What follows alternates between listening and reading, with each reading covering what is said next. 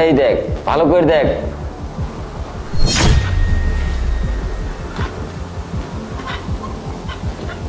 হাত মুট করে রাখিস।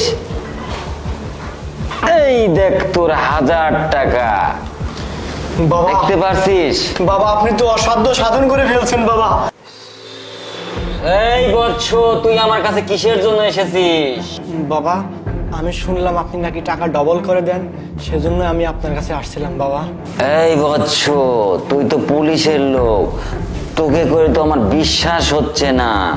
তুই এখান থেকে চলে যা, তোকে আমি টাকা ডাবল করে দিতে পারবো না। তুই এখান থেকে চলে যা।